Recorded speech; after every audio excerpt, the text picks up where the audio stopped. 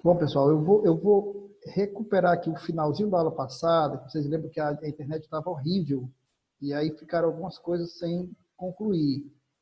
Então, me permitam, antes de mais nada, eu vou terminar aquela parte, para não ficar nada solto, e aí eu já vou passar a ver com vocês o material que eu enviei, que é a revisão para a prova, tá certo? Hoje e amanhã Certo. eu quero dar conta desse material para a gente fazer uma prova bem legal, tá bom? Encerrar o capítulo 12. Quando a gente voltar em agosto, presencialmente, se tudo der certo, já iniciaremos o capítulo 13. Perfeito? Vamos que vamos, então. Eu estava falando no final da aula passada sobre enzimas, quando a minha internet bugou. Eu queria falar só mais algumas coisas sobre enzimas para a gente terminar esse papo e passarmos a resolução das questões. E aí vocês ficam à vontade para fazer as perguntas de vocês. Qual a importância das enzimas, conforme nós falamos? É que as enzimas, elas têm o papel de aumentar a rapidez da reação química. A função da enzima, como um catalisador que ela é permitir que a reação química aconteça de forma mais rápida. Tá, pessoal? Aí uma colega perguntou, professor, me dá alguns exemplos de enzimas. Aí nós falamos, naquela ocasião, por exemplo, nós falamos, eu acho que foi da lactase, uma enzima que ajuda a quebrar, a digerir a molécula de lactose, o açúcar do leite. Mas se você for para a biologia, tem infinitos exemplos. Por exemplo, quando a gente se alimenta, existe uma enzima liberada na nossa saliva, chamada pitialina, ou amilase salivar, que começa a digestão do amido. Então, a digestão dos alimentos começa na boca, auxiliada por uma enzima chamada pitialina. Quando o alimento vai para o estômago, o pâncreas começa a liberar uma série de outras enzimas, pois não?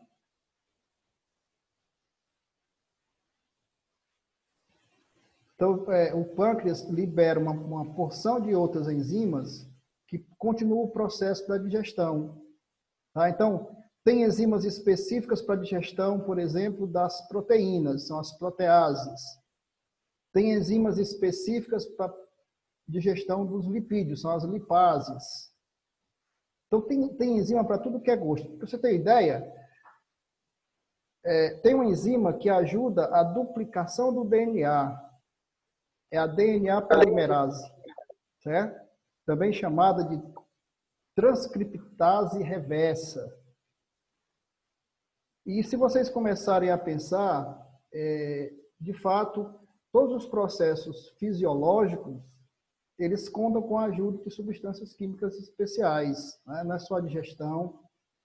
E todas essas substâncias que, de algum modo, ajudam a aumentar a rapidez da reação, são consideradas enzimas. E no campo das reações químicas, qualquer substância que seja utilizada para aumentar a rapidez de uma reação, e aí cada caso requer uma substância específica, é um catalisador. Tá? A gente mostrou na semana passada, por exemplo, que o peróxido de hidrogênio, na presença do sangue humano, por exemplo, ele libera gás oxigênio. Essa reação, pessoal, está bem aqui, ó. Vou voltar um pouquinho para mostrar para vocês. O que acontece quando a água oxigenada, o peróxido, entra em contato com o sangue humano? Uma enzima que está presente no nosso sangue, chamada catalase, precipita a quebra da molécula do peróxido. E isso libera o gás oxigênio, né? Que é o agente bactericida por excelência.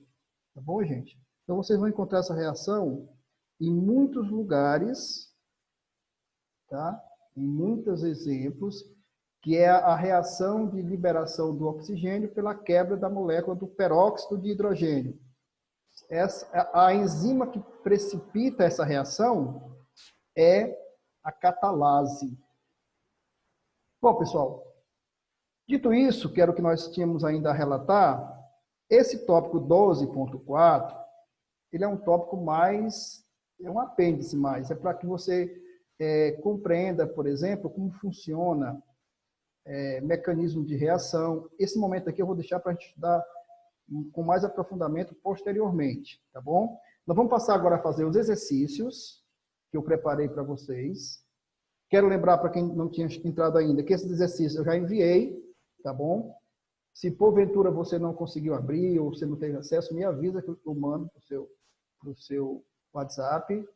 Eu mandei em arquivo PowerPoint, aliás, em arquivo PDF já, para não ter perigo de você alterar sem querer. E esse material vai ser o material que nós vamos nos inspirar para fazer a prova. Professor, as questões vão ser iguais? Não.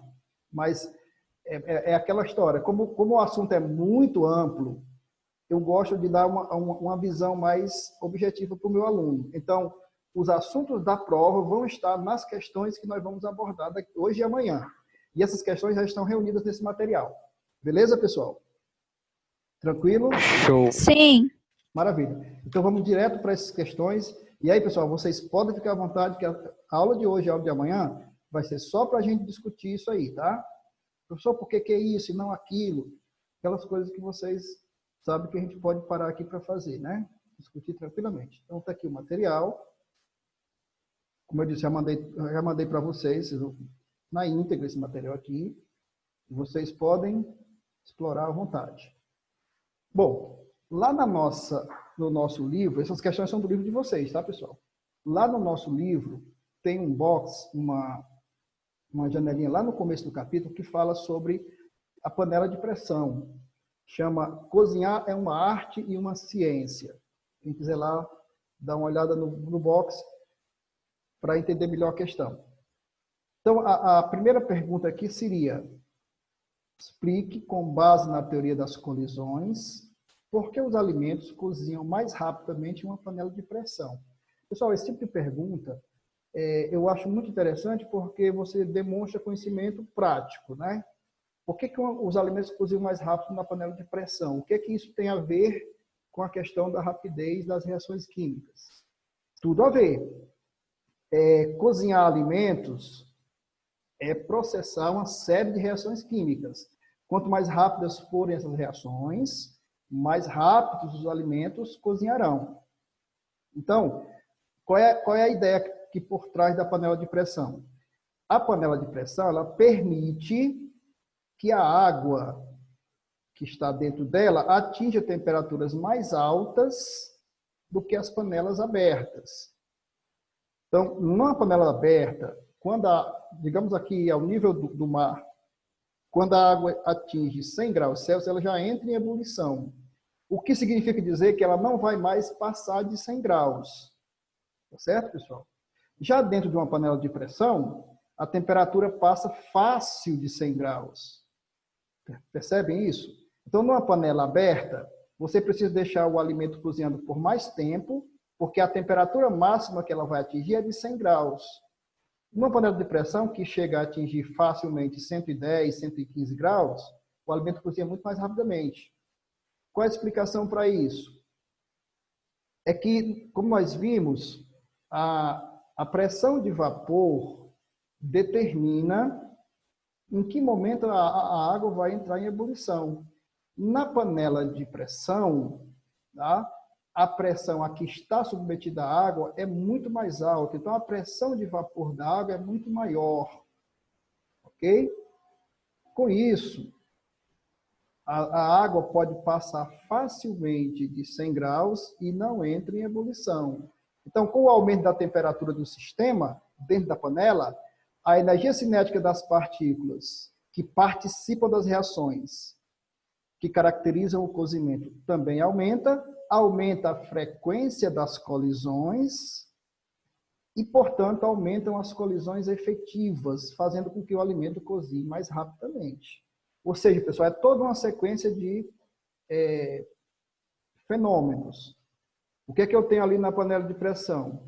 A panela de pressão permite que a água ferva a uma temperatura mais alta do que 100 graus, mais rapidamente, a energia das reações químicas é maior, a frequência com que as partículas colidem dentro da panela aumenta, e nós vimos que a rapidez das reações depende muito da frequência das colisões, né? Então, é uma invenção simples, relativamente fácil de fazer e genial, né? E genial, porque vocês imaginam que em locais onde a pressão atmosférica é muito baixa e a água ferve a menos de 100 graus, ter uma panela de pressão é uma necessidade, porque senão você vai deixar o seu alimento cozinhando durante várias horas e vai gastar muito gás. Ok, pessoal? Tá claro isso? Sim. Sem dúvida, maravilha. Segunda pergunta, que outros procedimentos poderiam ser usados para aumentar ainda mais a rapidez de cozimento da panela de pressão? Olha que curioso, né? Dá para aumentar ainda mais a rapidez? Dá. E nós fazemos isso. Cortamos os alimentos, picamos os alimentos, porque quanto maior a superfície de contato com a água quente, mais rápido os alimentos cozinham. Outra coisa, deixar os alimentos imersos em água previamente. O que a gente chama aqui na nossa região de botar de molho, né? Ok, pessoal? Botar de molho. Se você tem um feijão para cozinhar, você deixa de molho, deixa ele imerso em água previamente. E aí as reações, algumas delas, começam a acontecer mesmo antes de você colocar a comida no fogo. Tá bom, gente? Então, são dois procedimentos que toda dona de casa sabe e que tem explicação na teoria das colisões, né? Quer dizer, cortar os alimentos em partes menores e deixá-los de molho por algum tempo antes do cozimento aumenta a rapidez das reações e diminui o tempo de cozimento. Beleza? Mais uma aula de culinária para a turma do segundo ano. Então, essas perguntas, pessoal, eu adoro essas perguntas porque eu acho que a gente tem a obrigação de aprender coisas práticas, coisas que sirvam para a vida da gente, né? Coisas que nos ajudem a minimizar os problemas que a gente vai enfrentar pela vida fora. Não adianta você ter uma base de conhecimentos enorme, um monte de informações e não saber utilizar, nem ter como utilizar. Segunda pergunta. Pois não? Tem alguma diferença de uma panela normal, tampada, de uma panela de pressão? Tem sim, ótima pergunta. Por que que tem?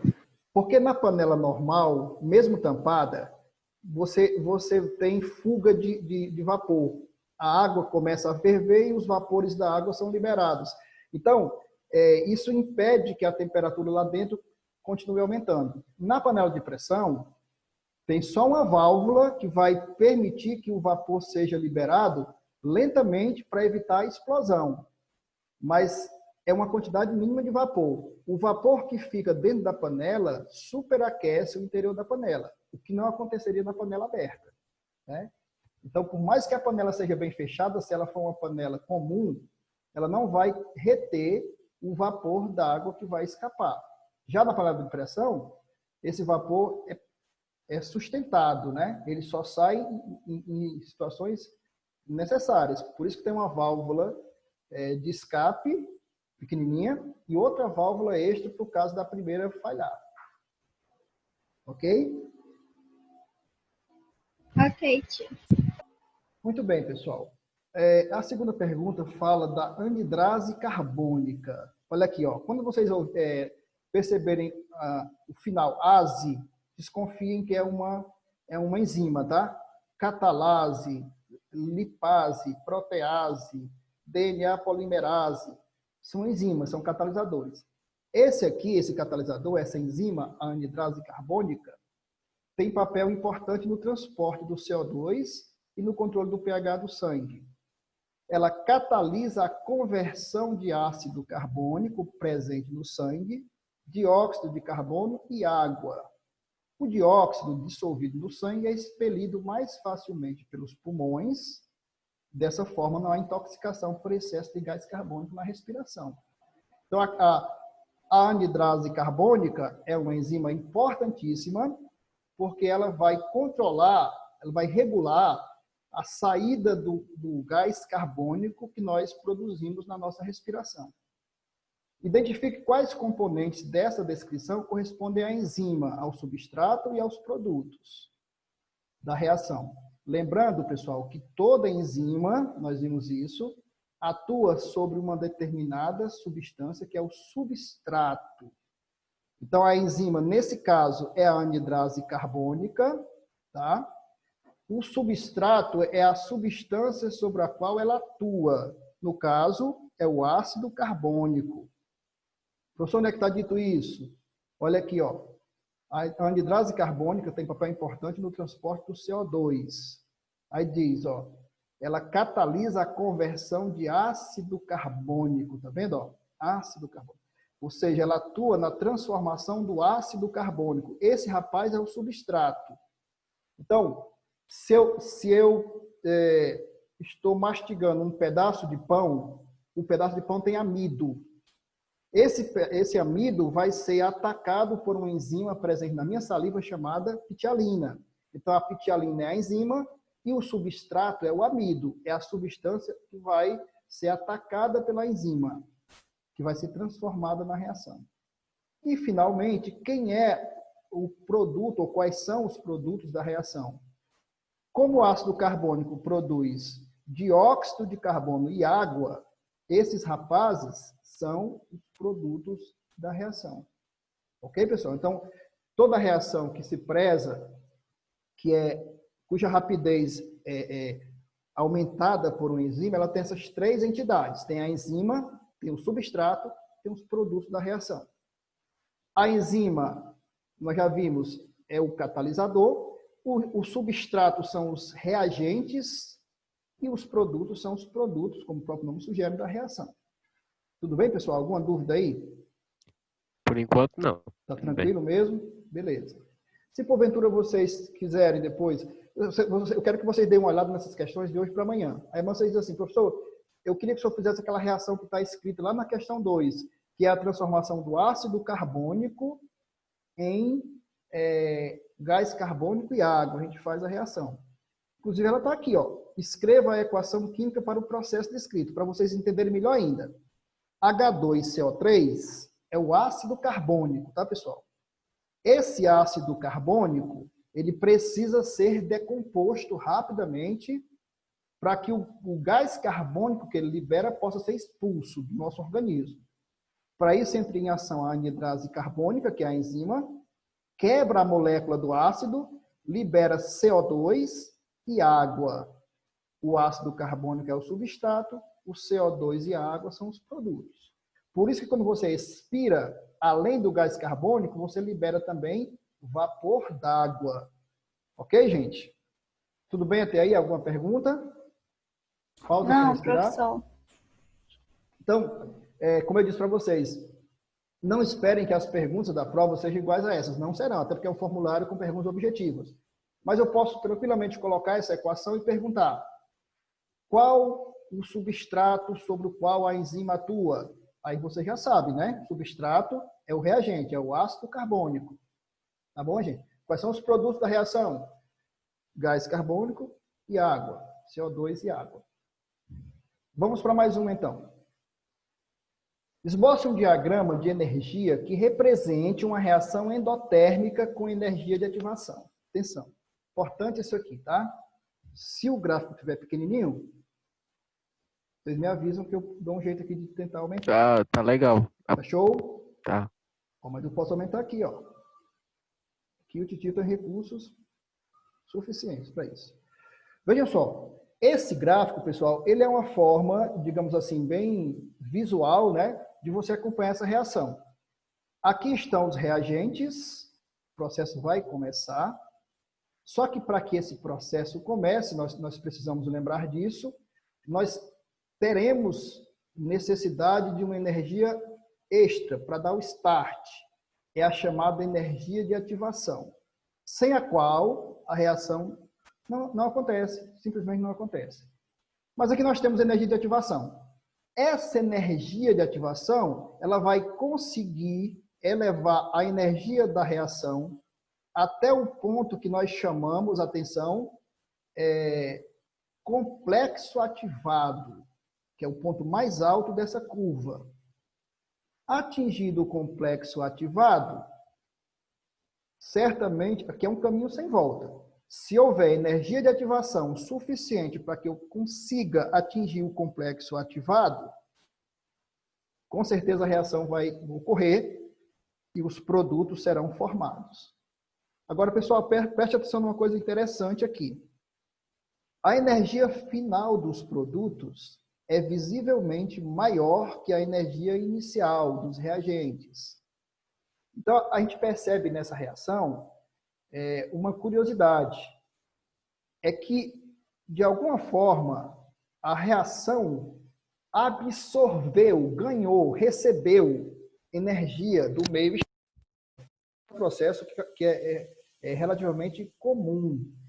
A reação ocorre absorvendo energia, retirando energia do meio externo. E aí os produtos ficam com essa energia. Tá? Daí nós chamamos essa reação de reação endotérmica. Vocês conhecem esse nome, pessoal? Reação endotérmica? Não sei explicar, mas eu sei Sim. um pouco. Pronto, vocês já Ainda me lembro estudaram isso Já aqui. estudamos. Estudaram isso aqui. Existem dois tipos de reação, nós vamos revisar isso depois com mais aprofundamento, que são a reação endotérmica e a exotérmica. A exotérmica, ela é até mais fácil de entender. Quando você queima, por exemplo, um palito de fósforo, você está produzindo energia. A reação química produz energia. Quando você queima um combustível qualquer, o gás de cozinha, a gasolina, o óleo diesel, um pedaço de madeira, você está produzindo energia. Então, todas as reações que produzem energia, ou seja, que liberam calor, são reações exotérmicas. Mas existem reações que, ao contrário, elas absorvem, ganham calor, exatamente, ganham calor do meio ambiente. Por isso, elas são chamadas de endotérmicas. E nas endotérmicas, porque elas ganharam calor, a energia dos produtos está sempre no nível maior do que a energia dos reagentes. Então, é possível que esse gráfico ele possa ser ao contrário.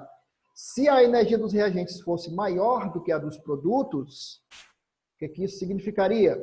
Que teria havido perda de energia, seria uma reação exotérmica. Então, uma das questões que vocês podem enfrentar também em provas é, diante de um gráfico como esse, várias perguntas. Por exemplo, qual o ponto correspondente ao complexo ativado? Aí você vai lembrar que é o ponto mais alto da curva, né? A reação é endotérmica? Sim, porque a energia dos produtos é mais alta que a energia dos reagentes. O que é o ΔH? É a variação de entalpia, é a energia que os reagentes receberam e que ficou acumulada nos produtos. E por aí vai, tá, pessoal? Esse gráfico é só para ilustrar. Como eu disse para vocês, num primeiro momento, eu gosto sempre de falar da teoria e mostrar as coisas práticas, e a gente deixa os cálculos para o momento posterior, tá certo? Ok? Tudo bem até aí? Show. Pessoal, aqui eu tenho... Pois não, meu amor?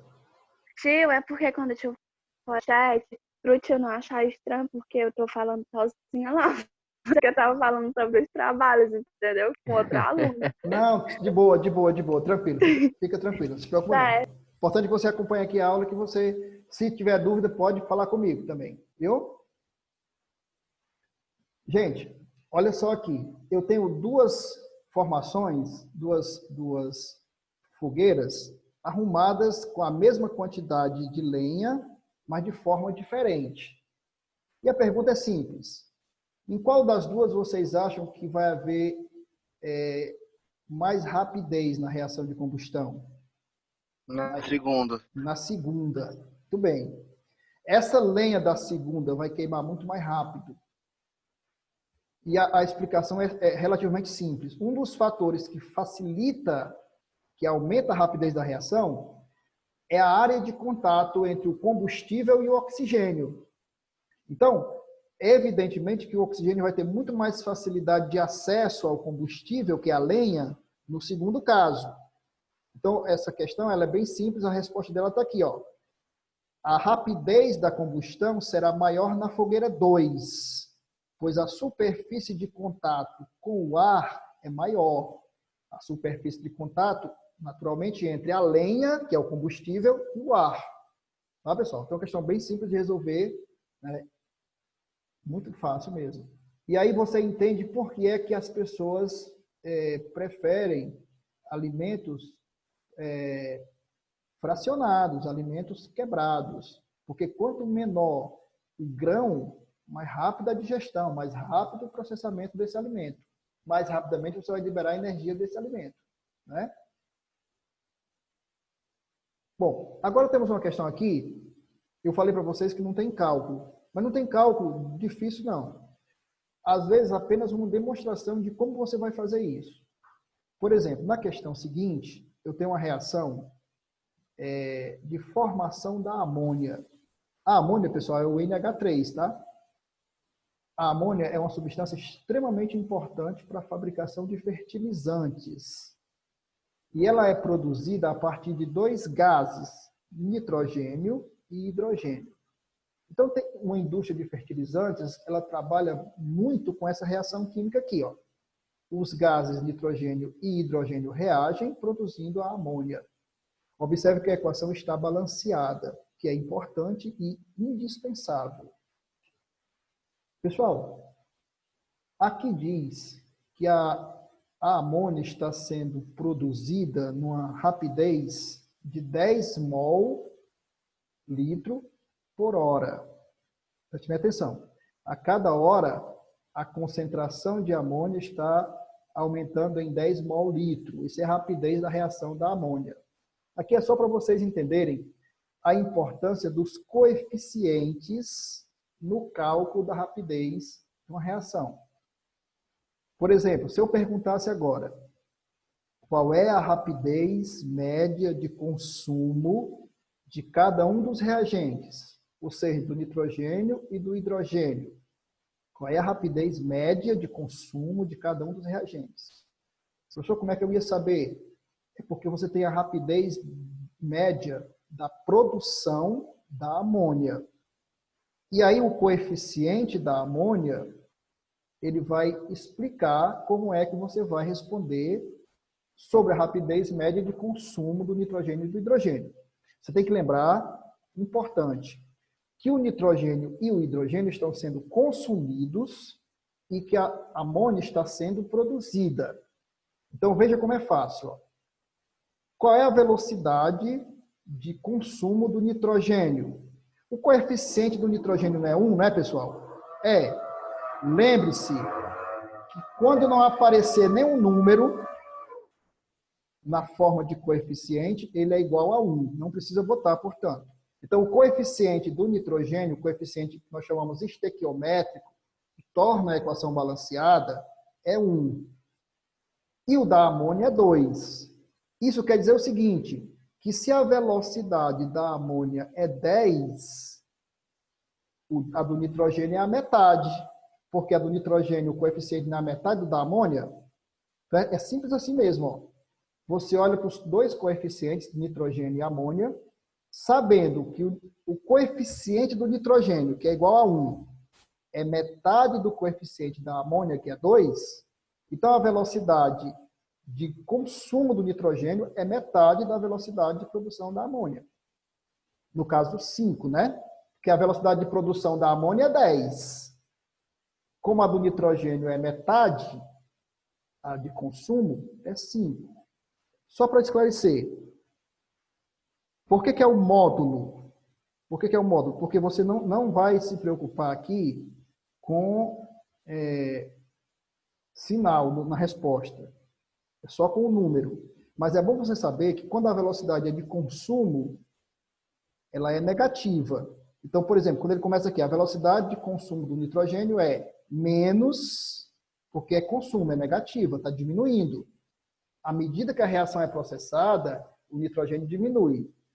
E é a metade da velocidade da amônia. Se a velocidade da amônia é 10, a do nitrogênio é 5. Professor, por que aqui é negativo e não apareceu o sinal na resposta? Porque, como eu disse para vocês, nós só estamos interessados no valor numérico. Lembra da matemática? Quando aparecem as duas barrinhas aqui, ó, significa dizer que, mesmo que a resposta seja negativa, só se preocupe com o valor numérico da resposta. Esqueça o sinal. Beleza, pessoal? Fácil, né? Show de bola. Vocês lembram daquela aula que eu falei, olha, pessoal, é muito importante ter a equação balanceada, porque a equação balanceada vai ditando a rapidez da reação. Cada coeficiente expressa a rapidez com que determinado composto vai sendo consumido ou produzido. Por exemplo, no caso do hidrogênio, ó, o hidrogênio, o coeficiente é 3. Lembre que o da amônia é 2. Então, isso significa dizer o seguinte, que a rapidez de consumo do hidrogênio, 3, é o triplo da rapidez de consumo do nitrogênio.